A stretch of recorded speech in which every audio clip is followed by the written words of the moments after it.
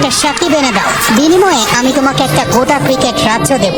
Australia বলে আমাদের একটা স্মিথ আর একটা স্টার্ক আছে, বাংলাদেশ বলে আমাদের একটা সাকিব আছে।